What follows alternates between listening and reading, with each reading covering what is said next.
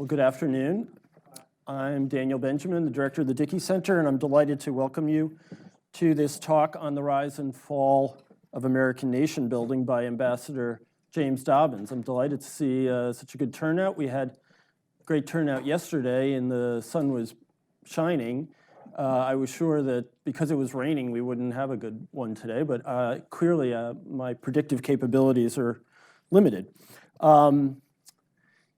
Nation building is a phrase that has really come into bad odor, as it were, thanks to our politics, but it has been a critical part of U.S. engagement in the world for nearly 8 decades. The generation of John Sloan Dickey obviously thought it was important and devoted enormous resources in the post-war period to the effort in Germany and Japan, and by any measure, those were tremendously successful undertakings that in turn underpin the remarkable prosperity and general peace of the period since. The question why we failed to meet that standard in subsequent years is a fascinating one. I'm delighted that Jim Dobbins is here to discuss this. As most of you heard, I think the other day, outgoing UN Ambassador Nikki Haley described Jared Kushner as a hidden genius.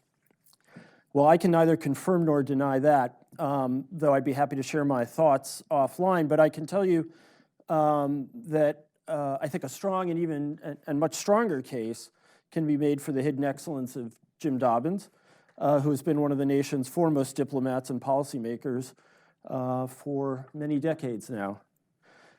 Hidden isn't really the right word. Among those who have served in the upper ranks of government in the U.S. and among our key partners and interlocutors around the world, Jim Dobbins is well known as one of the best we've ever produced and as one of the sharpest analysts of global affairs.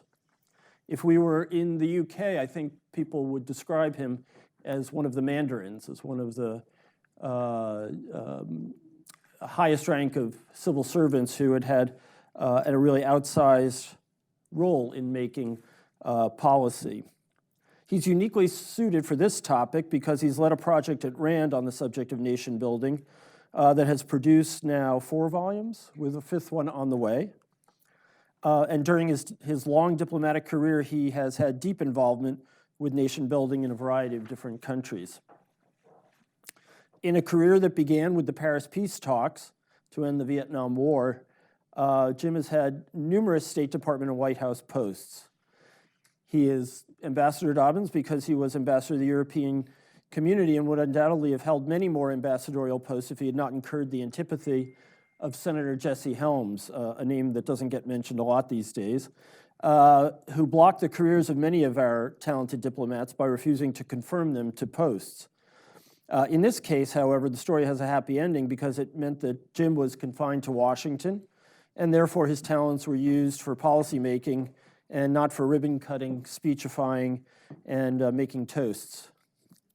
His positions included Assistant Secretary of State for Europe, Special Assistant to the President for the Western Hemisphere at the National Security Council staff, and he was regularly deployed for the biggest crisis of the day as a special envoy, a role he served in with regard to Afghanistan and Pakistan, Kosovo, Bosnia, Haiti, and Somalia in the course of the administrations of Bill Clinton, George W. Bush, and Barack Obama. I'm not missing any of the crises, am I? That's all of them. Not for nothing did he acquire the nickname Mr. Fix-It in Washington. Ambassador Dobbins began working at RAND during the Bush 43 administration, returned to the State Department to become the Obama administration's special representative for Afghanistan and Pakistan, a public service that can hardly be appropriately praised given how painful that job was. And he returned to RAND in 2014, where he is a senior fellow and a distinguished chair in, and holds a distinguished chair in diplomacy and security. He is also the author of a really superb memoir, which I'm advertising here, Foreign Service, 5 Decades on the Frontlines of American Diplomacy. It was published just 2 years ago. I'm sorry, just last year. And in my view, it's one of the best diplomatic memoirs I've ever read. Sheds a great deal of light on key events in recent American history and on the players who played the key roles. And if you like a subtle but sharp wit, it is the book for you. And with that, I'm delighted to welcome Ambassador Jim Dobbins to Dartmouth. Thank you, Dan. It's hard to live up to that introduction. So I'm going to talk today about issues that relate to the latter half of my career. I spent the first half of my career doing mostly transatlantic, east-west arms control, security issues, and the second half I fell into what I call the failed state circuit and handled a number of the interventions that Dan has mentioned. And going to RAND, I had an opportunity to reflect on these, to do further research, not only on these interventions, but on others, and to try to draw some conclusions from my experiences and my research. So in the first volume that he mentioned, which is called America's Role in Nation Building from Germany to Iraq, we define nation building as the use of armed force in the aftermath of a conflict to bring about an enduring peace. So the components were that first, it's a post-conflict mission. It's not the same as counterinsurgency, although it may develop into counterinsurgency if it fails. But in principle, it's a post-conflict mission. It's a mission that implies some degree of compulsion. And the objective is to leave behind a society that's at peace with itself and its neighbors. We began our study looking at the experiences in Germany and Japan, which, as Dan indicated, remain the gold standard for these kinds of operations and a level of achievement that hasn't been equaled since. The two experiences, I think, show some interesting contrasts. In many ways, the underlying approach was quite different. In the German case, the approach is what I would call deconstruction. So in Germany, every single national institution was dismantled and not rebuilt for half a decade. So from 45 to the late 40s, Germany had no national executive, it had no national parliament, it had no national bureaucracy, no national judges, no national police, no national army, no national legislature. Over time, these institutions were rebuilt. They weren't rebuilt on the old foundations. So the foreign ministry wasn't just the old foreign ministry with some new people. And that's true across the spectrum. Completely new institutions were built and put in place over time. In Japan, the underlying approach was quite different. It was what I would call co-option. So in Japan, we all know the emperor was kept. But did you know the parliament was kept? The executive was kept, the ministries were kept. The entire Japanese government, with the exception of the Army and Navy, which were dismantled, and the ministries, Army and Navy ministries, were dismantled, and then new ones built later with different names and different missions. But the rest of the government continued to function. So there was never a moment from when the Missouri sailed into Tokyo Bay until the occupation was over in 1952, if I remember correctly, that Japan wasn't, that the Japanese government was populated by anything but Japanese. There were no Americans in the Japanese government. There was an American occupation authority. It delivered instructions to the Japanese government. The Japanese government carried them out. But the Japanese government continued to function at all levels. People changed, so the parliamentarians changed, the higher civil servants changed. But the level of purging of the bureaucracy and the society was much reduced as compared to Germany. In Germany, a very significant portion were reviewed, tried, in some cases imprisoned, in other cases forbidden to do anything but manual labor, forbidden to hold public office. This encompassed hundreds of thousands, even millions of Germans. The numbers in Japan were much, much less. And if you compare the results of the two cases, I would say that the German experience was more thoroughgoing. The transformation in Germany was more thoroughgoing. Germany today is more reconciled with its role in history, with its responsibilities for the Second World War, the Holocaust, et cetera, and importantly with its neighbors. So Germany is reconciled with all of its neighbors. And Japan has bad relations with all of its neighbors and continues to debate its responsibilities and roles in the Second World War. And I think one of the reasons is the different strategies of deconstruction or co-option. And another was that the German transformation was multilateral. So Germany's neighbors participated in its transformation, and therefore they tend to credit it to a degree that Japan's neighbors don't. None of Japan's neighbors participated in Japan's transformation. They were all excluded. And so they not unnaturally remain more skeptical about how thoroughgoing it was. I'd also say that the Japanese strategy was a lot more cost effective. So the size of the occupation force, the size of the bureaucracy that administered Japan was much, much smaller than the commitment in Germany. So it was a much more cost effective strategy. And so I think that in many ways it's a strategy that has some appeal today, maybe less thoroughgoing, but it may be more feasible.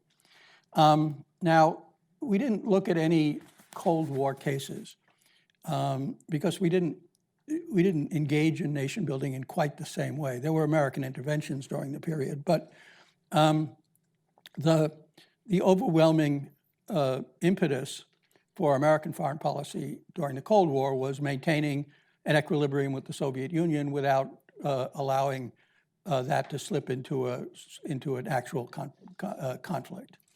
And that meant that controversies, that conflicts had to be suppressed or contained, but not necessarily resolved. During the Cold War, any conflict that arose, the resolution of any conflict would be seen to profit one side or the other. And therefore, the side that didn't see solution to the conflict as its interest would block it. And so as a result, during the Cold War, many conflicts were frozen.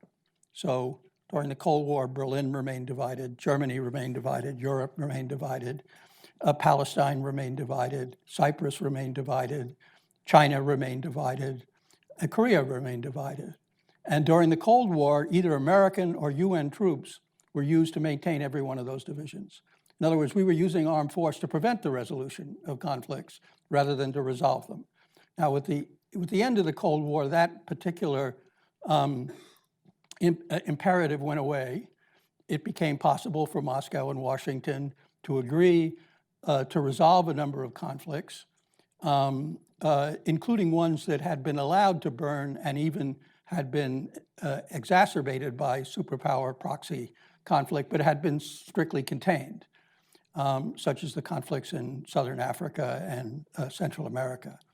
And so in the aftermath of the Cold War, there was a spate of collective, cooperative nation-building missions, that is to say, post-conflict military interventions, in order to oversee the implementation of peace agreements which were brought about by the convergence of opinion in the Security Council and the UN, or somebody else brokering a peace settlement, withdrawing support from the warring sides, and whether it was in El Salvador or Mozambique or Angola or other places. And then a peacekeeping force would be deployed, and as in Cambodia and these other places I mentioned, and rather quickly a new government would be formed, and the conflict would be resolved in most cases in an enduring fashion. And so that became a new paradigm in the post-Cold War that we didn't see. And so you see a considerable acceleration in the pace of American, and not just American, interventions. So during the Cold War, the United States invaded a new country about once every 10 years. So you had the interventions in the Dominican Republic, Panama, Grenada, twice in Lebanon, and they tended to be fairly short-lived. During the Clinton administration, you went from once every 10 years to once every 2 years. So you had Somalia, Haiti, Bosnia, and Kosovo in an 8-year period. And George Bush came into office saying he wasn't going to do this anymore, and he invaded 3 new countries in his first 3 years in office. So he went into Afghanistan, Iraq, and in 2004 he went back into Haiti for the second time in a decade. But this acceleration in American intervention wasn't unique. So if you look at the UN's role in deploying armed forces in foreign countries in order to oversee peace settlements, you go from a pattern of once every 4 years in the first 40 years of its existence. So from 1945 to 1989, they deployed a new peacekeeping force in a new country on an average of once every 4 years. In the 1990s, it went from once every 4 years to once every 6 months. So every 6 months, the UN was deploying a new peacekeeping force somewhere. And of course, these were cumulative commitments.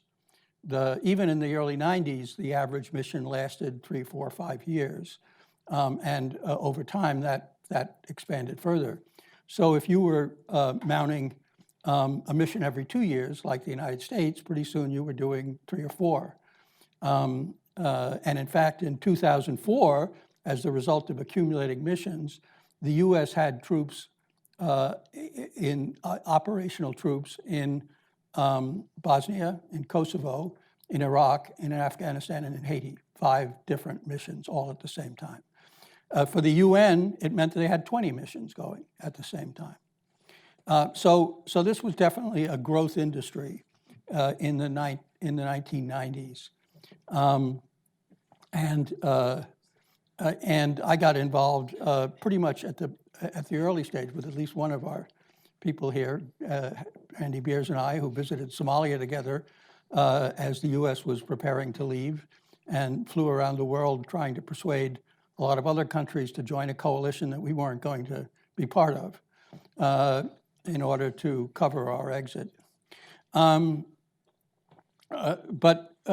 so the rest of our volume covers these post-Cold War experiences. Somalia was a fiasco. It had no redeeming value other than the lessons that it taught. And it did teach some valuable lessons that I think the Clinton administration absorbed and applied successfully in later missions. So one of the lessons was that unity of command can be as important in a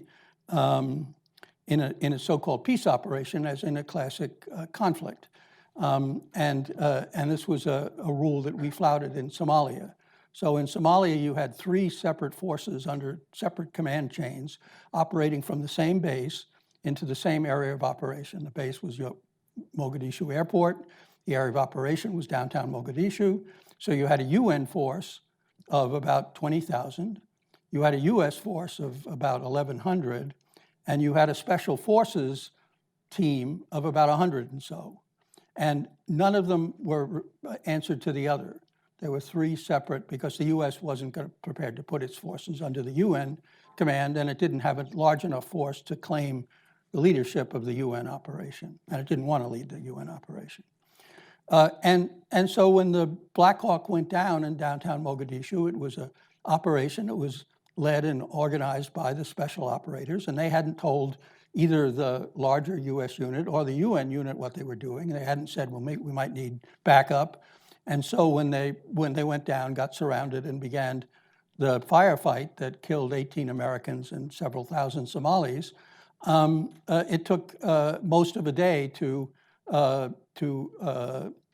organize, brief, and dispatch a rescue unit. And the only rescue unit available was the only armored unit available that could effect the rescue was a Malaysian armored personnel carrier unit that eventually did go in and extract the Americans, but only after suffering serious casualties. And that was enough to let Bill Clinton pull the plug on the American intervention, and the UN left a year after the US did. A second lesson in Somalia was that bringing about changes during an intervention that makes the intervention worthwhile, that changes the underlying situation in a way which allows you to withdraw without simply reopening the conflict, requires capabilities that the US military doesn't really possess. So it requires capabilities to promote the emergence of political parties, of civil society, of free media, to organize elections, to jumpstart the economy, to stabilize the currency. Those kinds of expertise need to be applied if the conditions are going to change such that you can afford to leave without the situation returning to the status quo ante. And none of those assets were deployed in Somalia. And the third lesson from Somalia was that you need to establish some equilibrium between the scale of your ambition and the size of your commitment. So you can do a little with a little and a lot with a lot, but you can't do a lot with a little. And here the US did exactly the opposite. So the US sent 20,000 American soldiers and Marines with a very limited mission under George H.W. Bush, which was to secure the delivery of food and medicine. That was its only mission, no nation-building mission.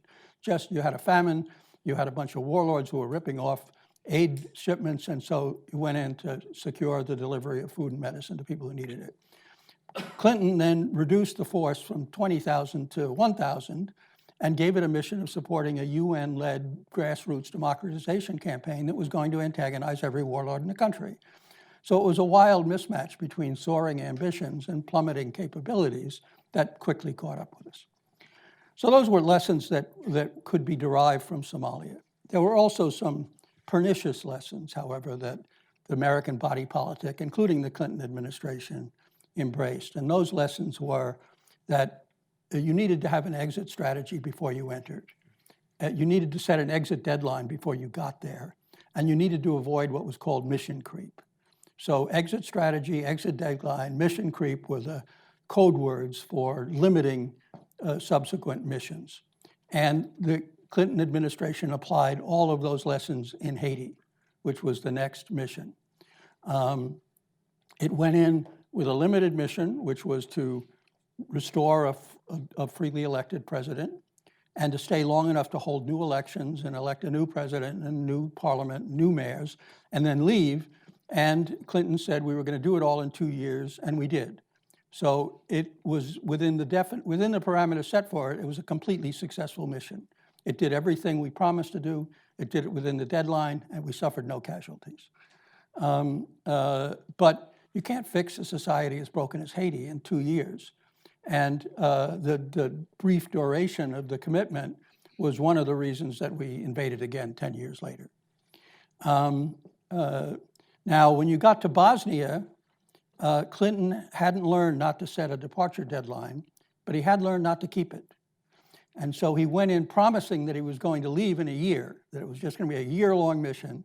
And at the end of the year, he acknowledged that we hadn't achieved a number of our objectives, and we were going to stay until we did. And we stayed 10 years and then turned the peacekeeping operation over to the European Union. And Bosnia, for all its problems, remains at peace today, now 23 years later. Kosovo was the fourth of the Clinton administration's interventions. And as I'm not talking about the air war, but the post-conflict intervention was probably the smoothest of the four, largely because the same people were doing the same thing for the fourth time. And so a lot of the difficulties of managing an intervention is integrating the efforts of the Defense Department, the State Department, USAID, the Treasury, and a variety of other American agencies into a collective and collaborative effort. and getting them all to do things that none of them want to do. I mean, absolutely none of those agencies are optimized for conducting post-conflict stabilization missions. It's unfamiliar to all of them. It's something they'd all rather not do, and therefore getting them to do it and getting them to do it in a collaborative fashion takes a lot of high-level, essentially White House oversight and high-level attention. Most of the debates in the Situation Room aren't about policy. They're about who pays for whatever activity. You know, are you going to train the police? Are we going to train the police? No, you. No, you. And so by the fourth time, those issues had largely been worked out, and compromises had been reached, and tasks had been assigned, and they only had to be mildly adjusted. And the same was true in the international sphere. So these missions, particularly in the Balkans, but also in Somalia, and to a limited degree in Haiti, were multinational missions, which involved the UN, NATO, the UN High Commissioner for Refugees, the European Union, the US, the Organization for Cooperation in Europe, OECD, and a variety of smaller organizations. And again, we'd worked out a division of labor among those in Bosnia over time. And that template could be applied with some minor revision in Kosovo. And so the whole thing went much more smoothly and with less friction, both internationally and nationally.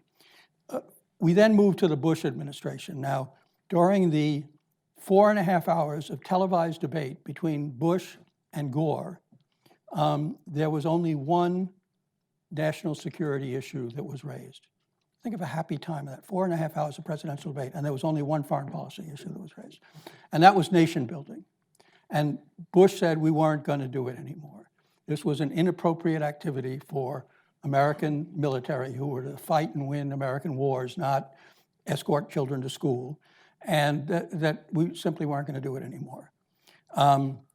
Then, of course, you had 9/11, American intervention in Afghanistan, and a year later in Iraq, and he found himself doing exactly what he had promised not to do.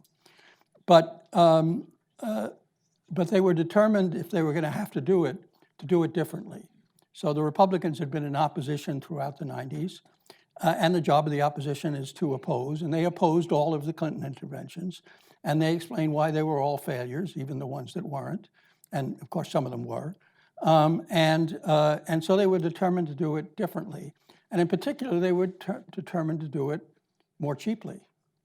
And Don Rumsfeld explained this in speeches and op-eds by arguing that by flooding Bosnia and Kosovo with military manpower and economic assistance, we had turned those two societies into welfare queens, into dependencies that were going to be dependence on the international community indefinitely.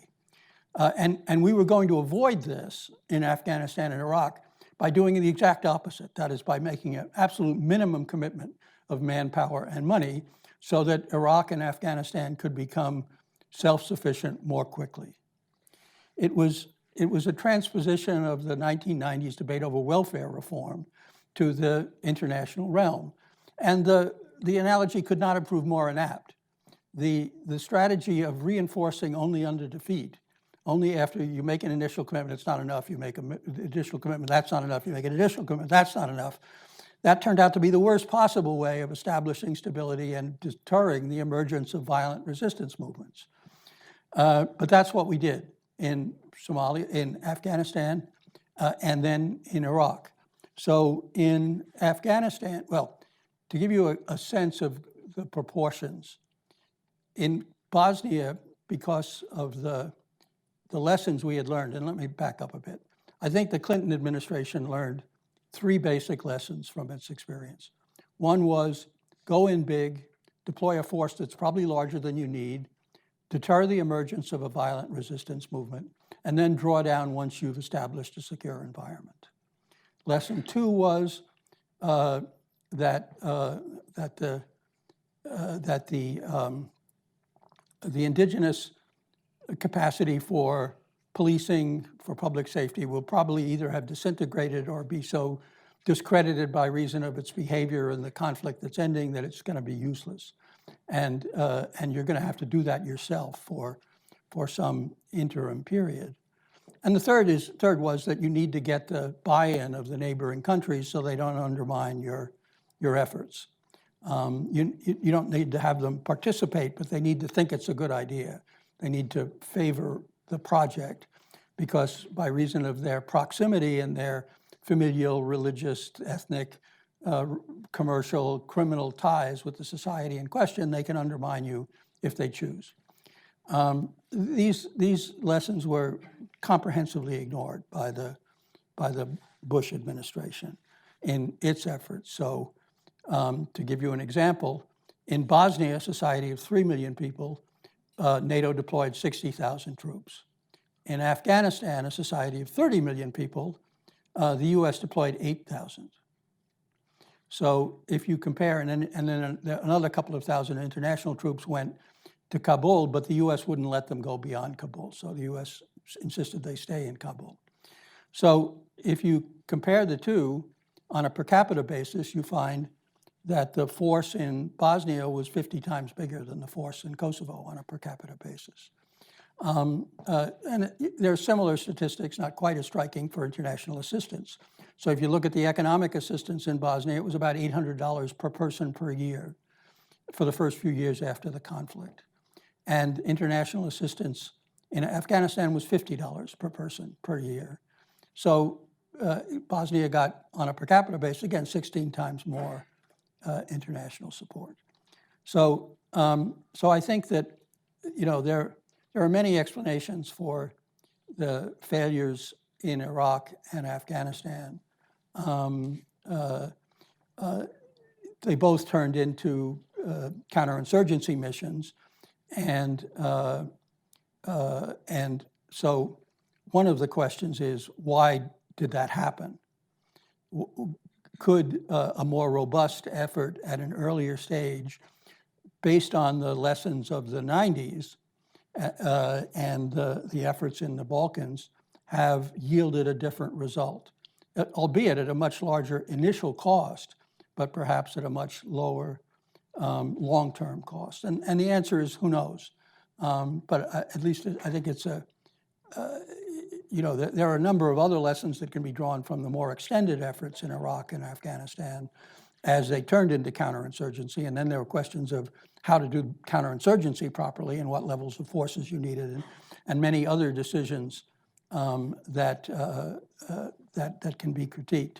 But I think that what I've outlined are the fundamental failures in the early stage, which were brought about first by a disinclination to accept the lessons that the Clinton administration had learned, but never really wrote down, never institutionalized, never really articulated as clearly as I've articulated them today. And secondly, an overconfidence that nation building had worked. I wrote a volume called America's Role in Nation Building from Germany to Iraq, I and colleagues at RAND. And we finished it just before we went into Iraq. And I circulated it. I gave a copy to Jerry Bremer, who in turn gave a copy to Don Rumsfeld, and he talked to the president about it. And one of the lessons was, you need a larger force. And at the time, the US was busy pulling troops out of Iraq. As soon as the statue fell in Baghdad, the US began withdrawing troops. And Bremer at least succeeded in getting them to stop withdrawing troops, but he never did succeed in getting them to boost the numbers to anything like what might have been necessary. And I frankly think that many of the people in the Pentagon liked the volume, but I think they never got beyond Chapter 2, which was Germany and Japan, and thought that they could somehow replicate that. And there were so many reasons, and in the Q&A, if anybody's interested, I can go why Germany and Japan succeeded to a degree that we've never replicated before. But there are so many reasons that was a false expectation as crude. Now, the result of the failures in Iraq and Afghanistan and the inability to create a post-conflict stabilization, to execute a post-conflict stabilization mission, turned both countries into quagmires and both interventions into long-term counterinsurgency missions. And the effect of that has been to delegitimize the whole concept of nation building. So if you wonder why we never did anything beyond bombing in Libya or Syria, it's directly attributable to the disappointment over the results in Afghanistan and Iraq. And the Trump administration's inclinations toward retrenchment, which are simply a magnification of tendencies that were already apparent with Obama, are largely the product of these experiences. Now, there are other elements of the populist wave in politics in the United States and Europe that are not related. But in terms of retrenchment, pullback, a disinclination to continue to bear the burdens of global leadership and sustaining a liberal international order, the failures in Iraq and Afghanistan, I think, have pride of place in creating the political effects that have led to the current reserve and disinclination on the part of the American people, and a significant element of its leadership not to engage in these kinds of missions in the future.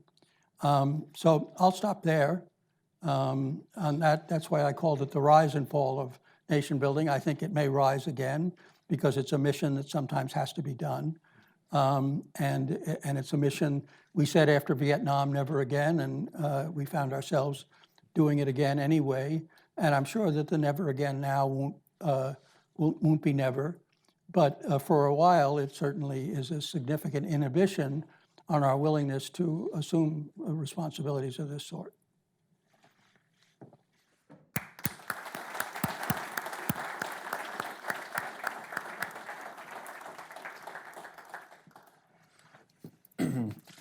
Okay, I thought I'd start off with a few questions of my own, and then we'll open it up to the audience. Jim, you could come away from that talk with a kind of melancholy feeling about the capacities of American, of human self-government, and must have been kind of tough to write all those books. Yeah, I mean, yes. I mean, I think that's a correct conclusion. But I also remember having done it successfully, and That's someone who wants a lesson on doing this. we've done several successive volumes. So volume America's Role in Nation was the first. And then we did one that looked at the UN's role, and it took a similar set of cases and looked at the success of UN interventions. And then we did a volume that was called Europe's Role, and it took a similar set of cases where either individual European countries like France or Britain or the European Union engaged in similar missions. And we collected a couple of dozen in the end. We're just finishing a volume that looks at the relative performance of African institutions. So there's now a number of peacekeeping missions, for instance, in Somalia, really counterinsurgency mission in Somalia, that are conducted by the African Union. And so we looked at those. We did a volume called Overcoming Obstacles to Peace, which looked at 20 cases, which included all the 6 American cases. They were all post-Cold War, so they included all the post-Cold War cases of the United States I mentioned. But they included a larger number of cases where the U.S. was not the dominant, did not play the dominant role. And 15 of the 20 cases succeeded. That is, troops went in, oversaw a peace settlement, left, and the place stayed. 10 years later, was at peace. And in nearly all the cases, the kind of indicators of social and economic progress were pretty positive. That is, the GDP had gone up. The UN does a UNDP development program does a human development index every year. Every country gets rated. The World Bank does a governance indicator. Every country in the world gets rated every year. Freedom House does an index on democracy. Every country every year gets rated, and so over a 10-year period, you have these indices, and you can see which countries got better and which countries got worse. And the countries that had undergone post-conflict reconstruction missions had gotten better. Not only had they gotten better, they'd gotten better faster than their neighbors. Now, that's partly because they were at a very low base to start with, but it did indicate that the resources that were applied had some effect. And that was incidentally true even of the countries that didn't succeed in achieving enduring peace. So those indicators in Iraq and Afghanistan went up a lot too, but we hadn't achieved our fundamental mission there. So there continues to be success in this field. And it's unfortunate that not only the United States, but largely the developed world has withdrawn from the activity, leaving it largely to lesser developed countries to man these missions. We pay for them, but to man them and to conduct them. The largest of the P5, the principal of the permanent members of the Security Council, the great powers of the world, the one that has the most troops deployed in peacekeeping missions is China. Britain, France, the United States, and Russia have largely withdrawn from these efforts, as have many of the smaller European countries. You didn't, maybe out of kindness, talk about the Obama administration and Iraq and Afghanistan. And I'm curious to what extent you think they had absorbed any of the lessons or simply allowed political realities to dominate all of their planning for those two countries. Well, I think they clearly reflected the frustration and negative conclusions regarding the counterinsurgency efforts. And so there was an endless debate, of which I participated in too many, even during the brief period I was back in government, between the counter-terrorist and the counterinsurgency schools, which is to say between the minimalist and the less minimalist approach to these kinds of operations. And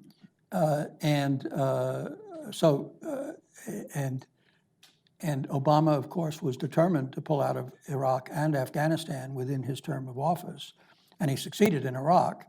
And I did my best during the year and a half I was there to frustrate his ability to do it in Afghanistan with only limited success. Invading Iraq was probably the worst foreign policy decision any administration has made in the history of the country.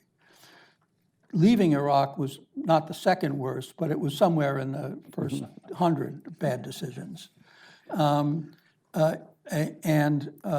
I left office in August of 2014, just after Obama had made a decision to completely, and announced a decision to completely withdraw all troops from Afghanistan by the end of his term of office. But I left convinced he wasn't going to do it. And I was convinced he wasn't going to do it because as 2 weeks after he made that announcement, the Islamic State burst across the border into Iraq and marched all the way to Baghdad. And I knew that he wasn't going to see that repeated in Afghanistan.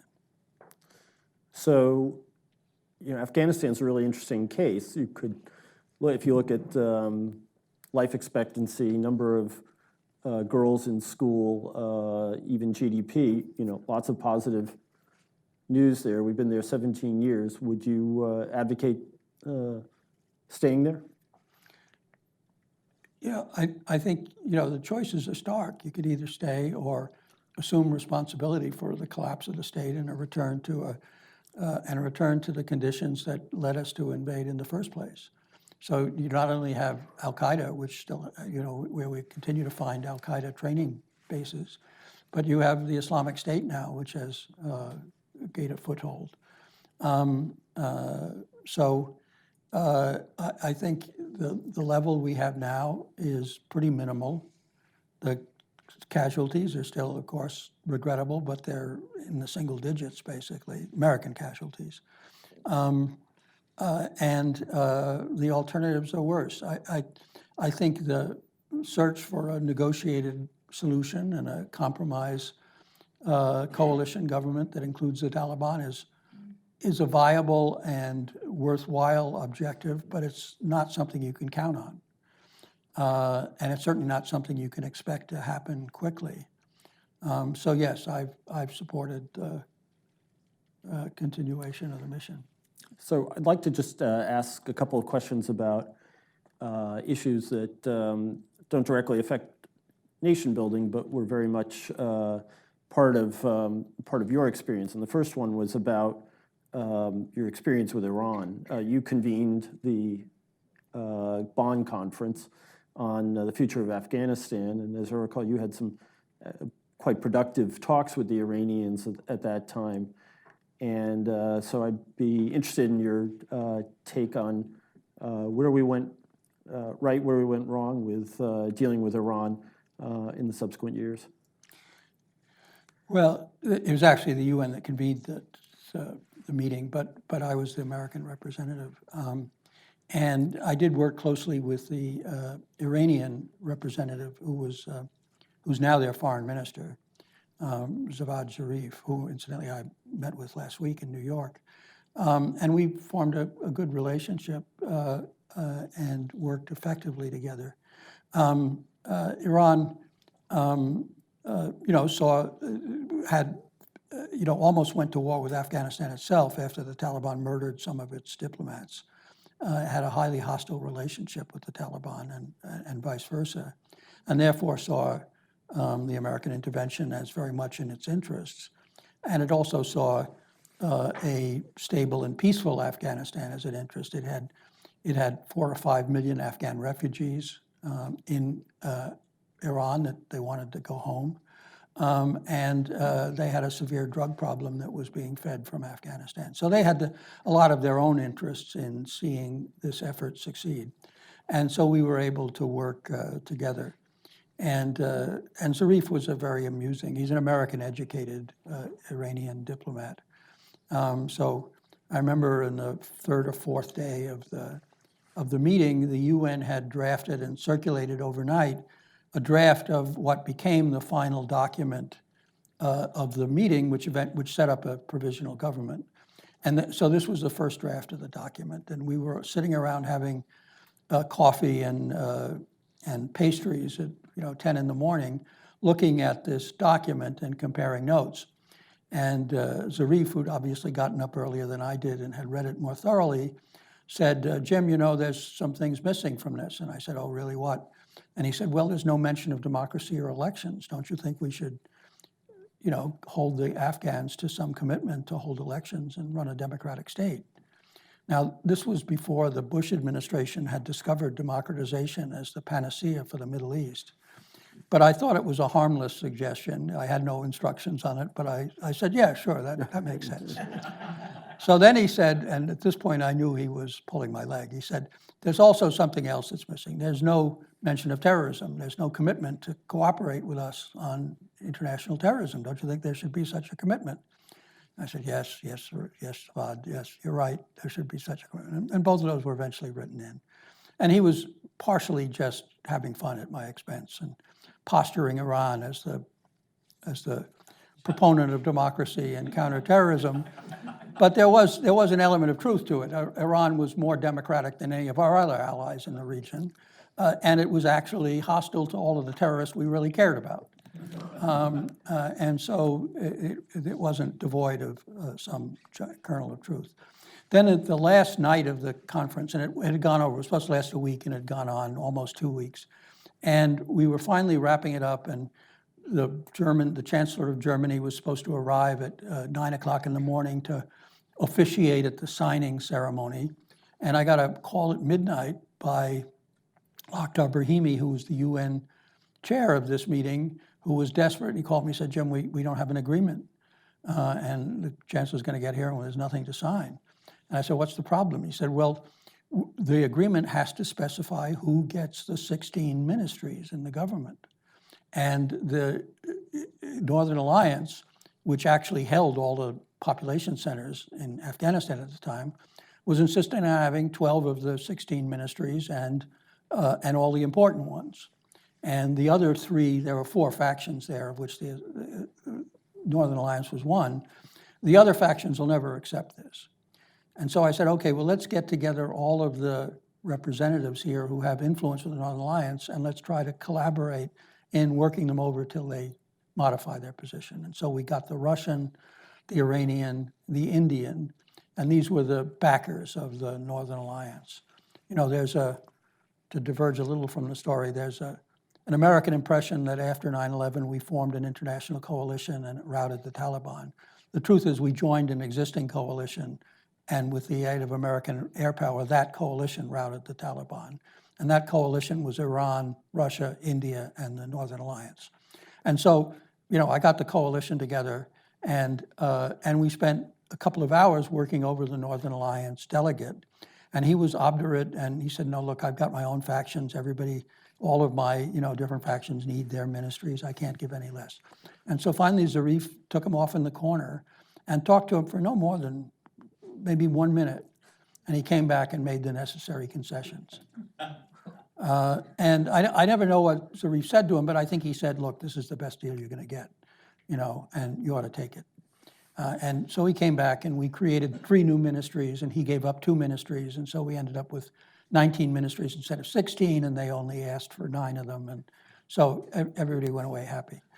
And so 3 weeks later, George Bush makes his first State of the Union address, in which he creates a mythical axis of evil, which includes Iraq and Iran. The idea that Iraq and Iran were in an axis was pretty ludicrous, and also North Korea. So, you know, the natural Iranian reaction was thanks a lot, but they persisted. So in March, so 2 or 3 months later, I chaired an international meeting of a couple of dozen countries to talk about security sector reform in Afghanistan. That is, who's going to help build a new police force, build a new army, build a new court system, build new prisons, you know, anybody want to volunteer? And so a lot of countries came, and various countries volunteered for different things, most of which they never did, including the United States. But the Iranians came, and then after the meeting they came, they said they'd like to see me privately. So we met in the restaurant in our hotel, and they introduced an Iranian general. He was in fact a Revolutionary Guard Quds Force general, their equivalent of our special operations forces. And he said, look, we're prepared to build a barracks, house, clothe, and train up to 20,000 recruits in a new Afghan army under American oversight, you know, as part of your overall operation. And I said, well, if you train, you know, some of these recruits and we train some, won't they have conflicting doctrine? And he said, don't worry, we're still using the manuals you left behind in 1979. So I said, okay, well, maybe, you know, okay, maybe they'll have compatible doctrine, but maybe they'll have conflicting loyalties. And he said, well, you know, we trained and we are still paying the Afghan troops you're using in southern Afghanistan to run down remaining al-Qaeda elements. Are you having any trouble with their loyalty? I acknowledged that I knew of none and said I would report this back to Washington. So I got back to Washington, and I went and saw Colin Powell, and I gave him this history pretty much as I've given you.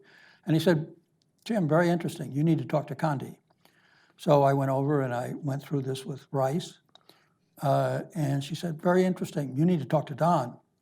And so she convened a principals meeting of all the principals in the Situation Room. And there were a number of items on the agenda. And one of them was this. And so she invited me to brief on this offer. And so I briefed it again, pretty much as I've done here. Rumsfeld, who had spent the whole time rustling through his papers and not paying any attention, said nothing when I was finished. No one else said anything. There was a prolonged, pregnant silence. Rice went on to the next item of the agenda, and the Iranians never got an answer.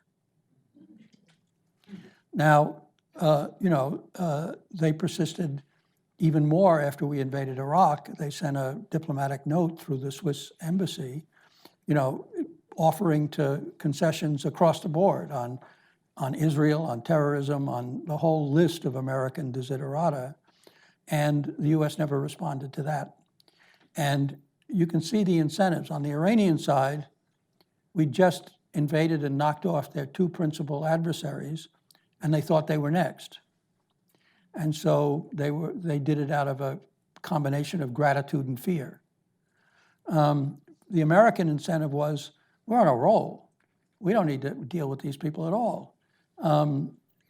First of all, once we have a thriving democracy in both Afghanistan and Iraq, they'll be even more isolated. And they may crumble, and we may invade them. But at any rate, our leverage is going to increase, theirs is going to decrease. So let's wait a few years. No rush. Of course, the events turned out quite differently, as we all know. And a hardliner was elected a year later. And we went through 8 years during which the Obama administration tried to restore a dialogue and regain some lost ground, but it was impossible under those circumstances. And it wasn't until another election held in Iran and a more compliant government and Zarif as foreign minister that we actually were able to put together the Iran nuclear deal. There was a time when you were the only authorized interlocutor with the Iranians, is that correct? During that brief period, yeah. So the other, or another punishment that was visited upon you was being a special representative for Afghanistan and Pakistan. And Pakistan's been back in the news lately because administration officials are, for about the umpteenth time, expressing outrage at Pakistani behavior, refusal to curtail terrorist operations within their country against U.S. forces, so on and so forth. I sometimes think of the Pakistan-U.S. relationship as the elevator that has no bottom floor, and I'm curious if you see any way that we can get out of this situation. Well, we tried everything over the years. We've tried sanctions and isolation. We've tried gigantic aid programs. We, at one point, had significant military personnel there training and working with the Afghan army on their own counterinsurgency missions. And we're back now to sort of sanctions and aid cutoffs. And none of this has yielded the desired results. So it's not as if there's any clear avenue to achieving what we would like. The Afghans, essentially say, we're not going to fight your war on our territory. We've got enough enemies without having to antagonize the Afghan Taliban as well. And so we're going to focus on the Pakistani Taliban and any number of other groups that are attacking Pakistanis. And so that's part of the explanation. Part of the explanation is that Pakistan has weaponized militancy from its creation. I mean, from the actual creation of the state, they were sending Islamist militants across the border into Kashmir in order to reverse the Indian acquisition of that Muslim majority state. And this became a habit, a crutch. And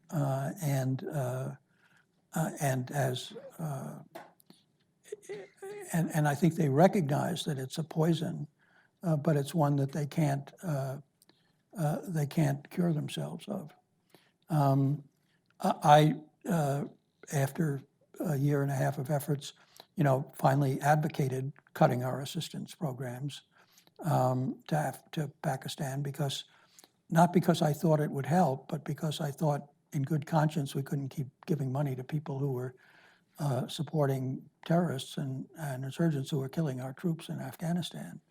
And so it just made sense to stop the stop having to lie to ourselves about the efficacy of this, and having to go up and completely certify to Congress that they were doing things that they weren't doing in order to keep the aid flowing. So I think that the cutoff is appropriate. The Pakistanis would like to see a negotiated solution to the war in Afghanistan, and in that sense, they could be helpful. They would like to see, what we would like to see is a coalition with the Taliban in the Afghan government and therefore out of Pakistan, with the Taliban with enough influence so that they could counterbalance anti-Pakistani influence in the rest of the spectrum of political opinion in Afghanistan, which tends to be quite hostile. In fact, the Taliban tend to be fairly hostile to Pakistan as well. But so we can work with them on that, and they can be helpful on that. But they're not going to do the things that would actually make this more likely to be achieved, which would be to put pressure on the Taliban and make their presence in Pakistan more difficult. Okay, let's open it up and have some questions. Pete.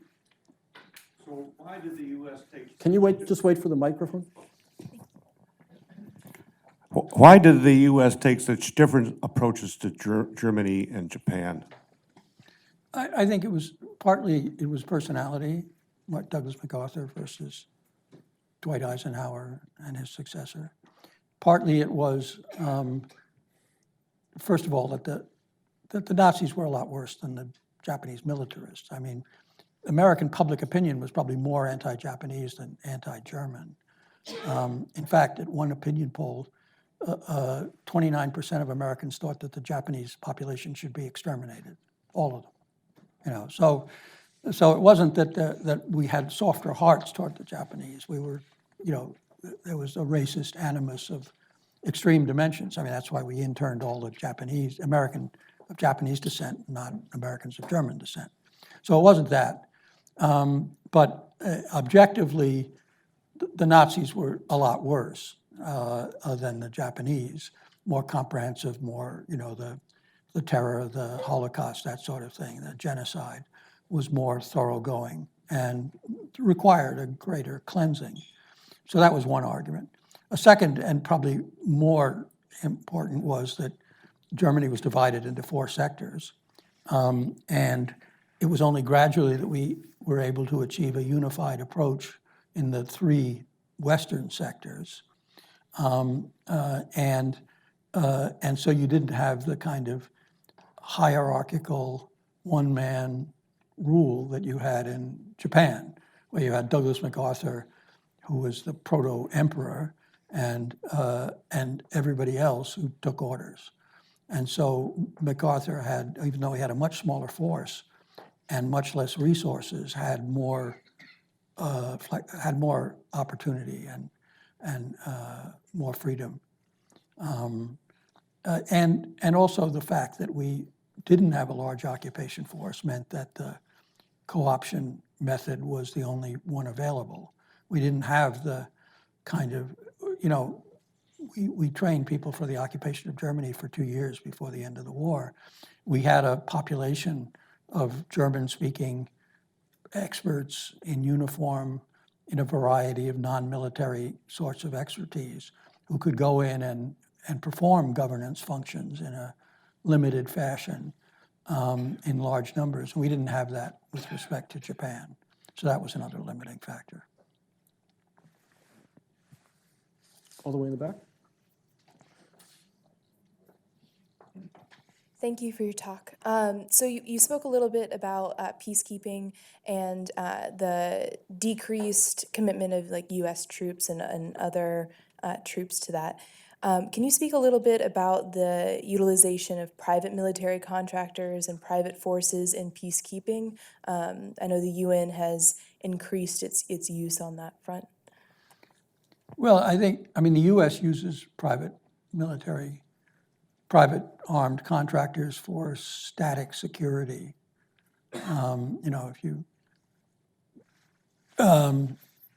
For perimeter security and that sort of thing, as well as a lot of other services. So it's not unusual. And the UN similarly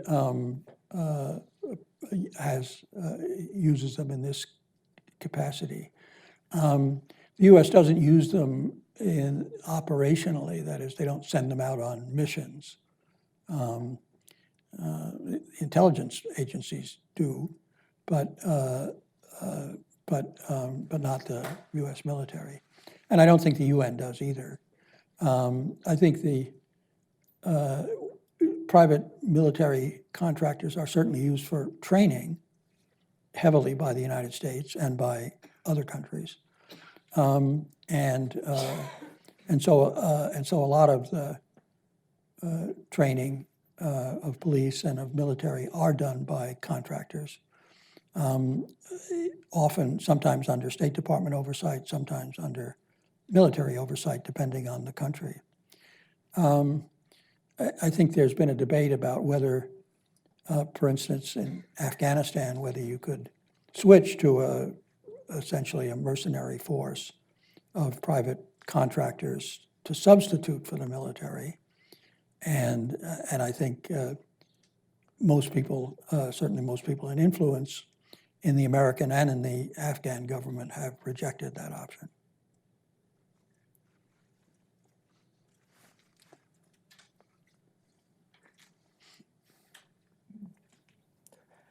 So one of the things that you mentioned was that the Bush administration essentially ignored all the lessons learned by the Clinton administration. So I'm curious, do you think the Obama administration perhaps also ignored the lessons that could have been drawn from the intervention in Iraq when they deployed air power against Muammar Gaddafi's forces in Libya?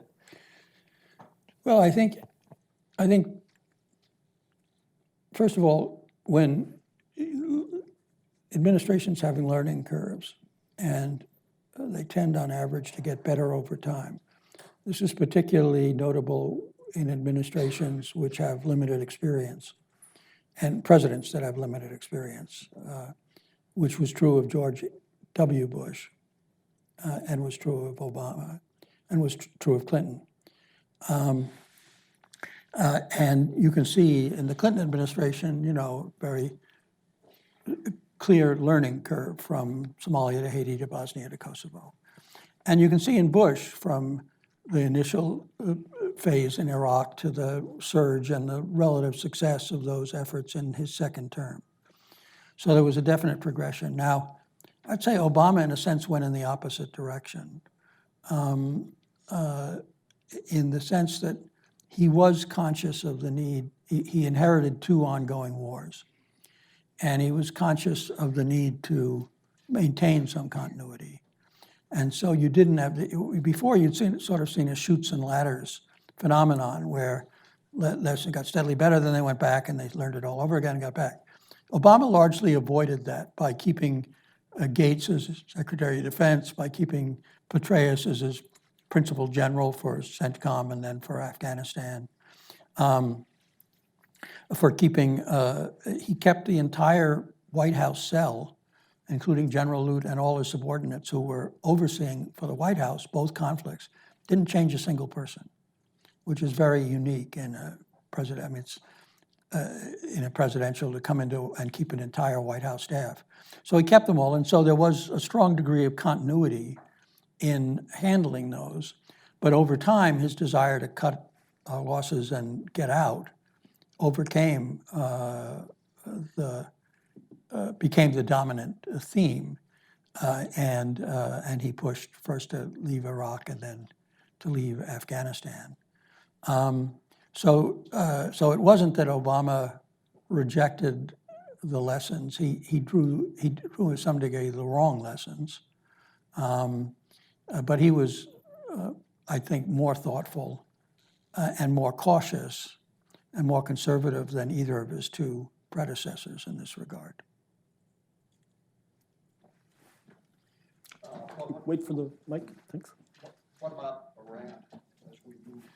Wait for the microphone, the microphone. What about Iran as we move forward? I think we all know where we are. the United States isn't a party anymore to the denuclearization agreement. The other countries, I think, including Iran, are pretty much ignoring that. Some of us believe that the only solution is to go back into it at some point. Do you see any others, go back into the agreement at some point? Do you see any other solution? Well, that would be the best solution. That's what I mean, another alternative is that we stay out, everyone else stays in, and the Iranians continue to adhere to the agreement. That kind of gives Trump his cake and he eat it too. I mean, he gets to pull out of the agreement, but it doesn't actually lead to a conflict or to a nuclear Iran. There's some possibility that the Iranians, although they will not, it's possible the Iranians will decide to take up Trump's offer of direct talks. I think they're skeptical because they don't think that anything could be agreed. And they, particularly given their experience with Bolton, who they've negotiated with before, they think that, and Pompeo's list of desiderata, they don't think that that would be productive. In my conversation with Zarif, I noted that they might be in a better position if they were negotiating, even if they never reached agreement, than if they're refusing to negotiate. And his answer was, I don't know, maybe. You know, his answer was, I don't know, when I asked him that question. So it strikes me that they don't think that there's any possible agreement, but they're still uncertain as to whether it's better to talk or better not. Zarif had an interesting analysis. He said, right after the JCPOA was negotiated, my popularity rating in Iran was 90%, my favorable rating.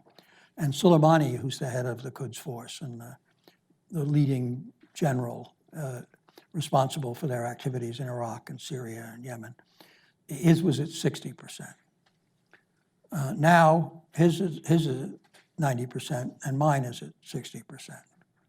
I pointed out he's still a lot ahead of Donald Trump, but his point was that, you know, the Iranian people preferred engagement when they thought it was productive, but now prefer confrontation because they have seen it's not productive. And so he didn't say so, but his underlying message was, it would be very hard for us to engage now because popular sentiment is not in favor of engagement, it's in favor of confrontation. So I don't know. So the possibilities are that the agreement crumbles and Iran resumes its nuclear program, and we're back to threatening preemptive conflict. One. Second is they continue to adhere to the agreement. They get enough support from Europe to continue to do that. We continue to complain, refuse to sign. And another possibility is they agree to talk and we talk and nothing occurs, but tensions are reduced somewhat. So where it's going to go in there, I have no idea. What do you think is more likely? I think probably most likely is they'll continue to adhere to the agreement. They'll get enough support from the Europeans, the Chinese, and the Russians to make it viable for them to do so, and the U.S. under a successor administration may reconsider. But it's also possible that you could negotiate. You can't negotiate many of the things that the Trump administration wants, but you could negotiate some minor changes that would provide a fig leaf for coming back. Of course, if they negotiated and didn't get to a conclusion, then they still might get a declaration of love from Trump for the supreme leader. Yeah. Which would be something. Professor Lind. While we're on the subject of Trump, I thought I'd ask you about how you see this administration in the broader context of U.S. diplomacy and foreign policy. When the administration first came in, it was seen as this complete left turn, as this total departure, and Right turn. How did we get here, and what on earth, we're in uncharted territory. But I'm wondering if, you've seen these many administrations before and have such a long resume in Washington, and is this a return to a certain kind of theme, like this sort of eternal struggle between a more nationalist foreign policy and a more liberal globalist one. And so what is your views on that? Well, I think it's largely unprecedented.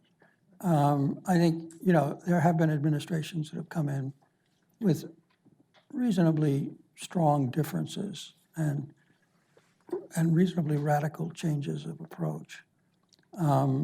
Reagan after Carter would be a good example, but never to the same degree. So the first year or two of Reagan was pretty turbulent. Reagan managed to go through 6 national security advisors in his term of office, which exceeds Trump's by 3 at least.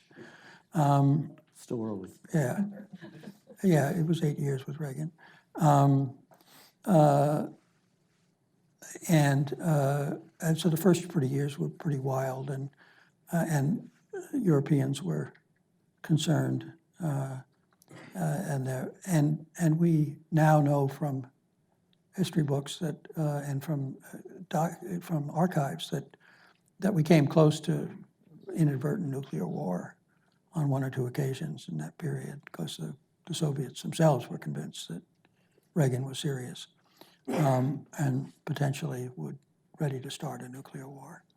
So it was a pretty dangerous period, but it wasn't as wild. It may have been more dangerous because of the context, but it wasn't as wild a ride as we're currently in. And it settled down over time, and the processes gradually became more normal, and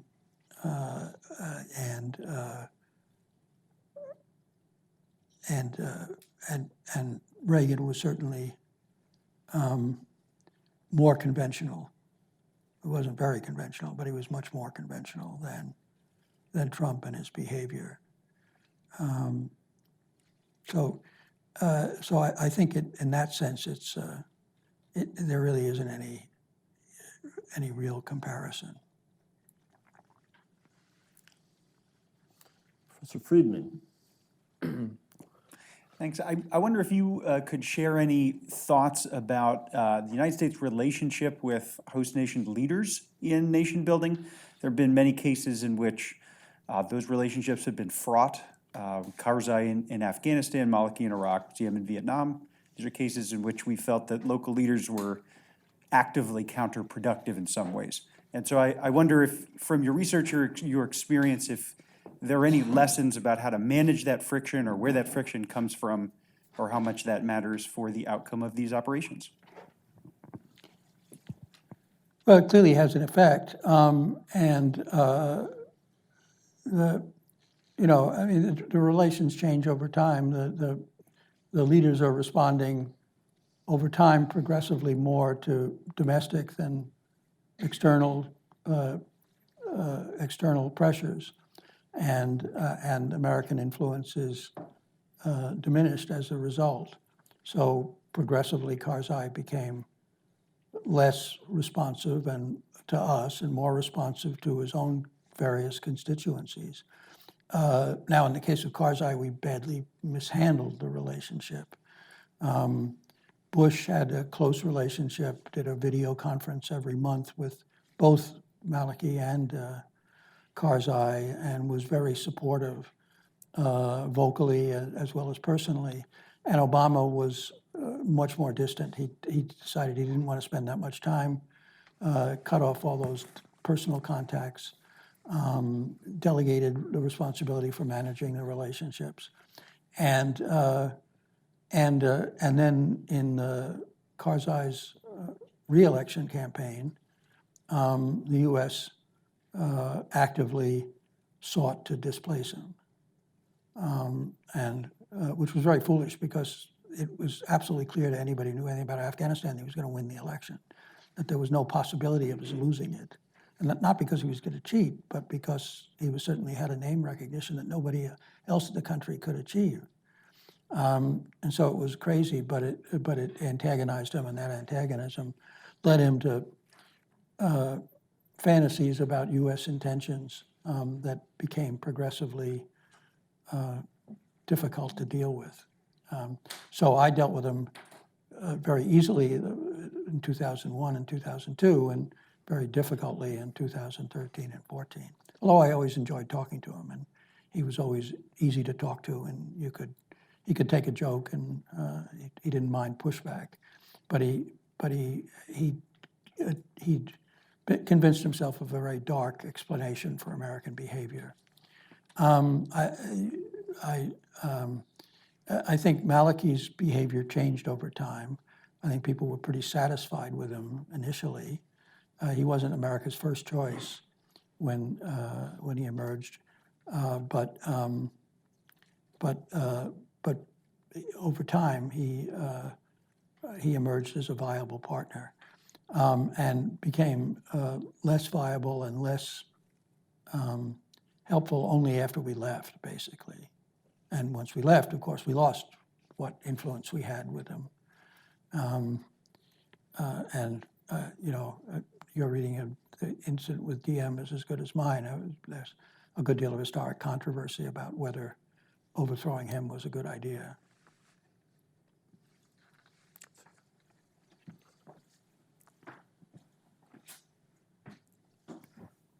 Thank you for coming to talk to us. You mentioned the difference in U.S. approach toward Germany and Japan. And could you describe necessary conditions under which the co-option model works better than the deconstruction model based on your study? And second question is, are there any cases after the Cold War where the co-option model was not employed but could have been employed to get better results? Sure, Iraq and Afghanistan, to name two. We looked at 20 cases of post-conflict reconstruction missions and tried to find correlations between success or failure. So why had one succeed, why had others? There was no correlation with any of the obvious factors. So there was no correlation with whether the societies were homogeneous or heterodox. There was no correlation between levels of development or levels of income. There was no correlation between whether they had prior experience with democracy. All the things you'd think would make it more difficult or more easy.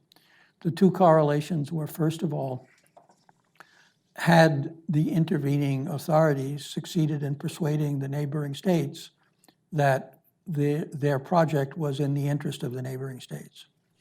And the second was, had they succeeded in co-opting the competing power networks in the countries into a collaborative form of competition for wealth and power rather than a violent form. And in the cases where those two criteria were met, they always succeeded. And in the cases where one or the other was not met, they almost always failed.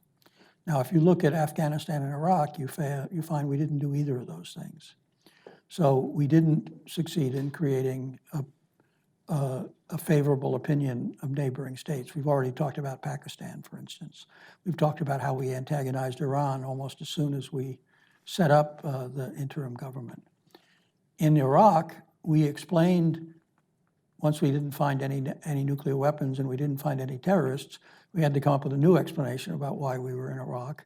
And the new explanation was that we were in Iraq in order to create a model democracy which would ultimately lead to similar evolutions in all of the neighboring countries. This was not a project that appealed to any of the neighboring countries. And many of them decided that it wasn't in their interest and they were going to undermine our efforts. Similarly, in both cases, we didn't co-opt the dominant patronage network. We tried to exterminate it. So we told the Taliban and we told the Ba'ath Party, you're out, you're never coming back. You're not going to share wealth and power. You're not going to compete. You're not going to be allowed into the system. You're permanently excluded. And needless to say, they resisted. I think that's probably a pretty good place to stop. Not our finest moment, but at least a concise statement of the facts. I hope you'll all join me in thanking Ambassador Dobbins for a really great talk.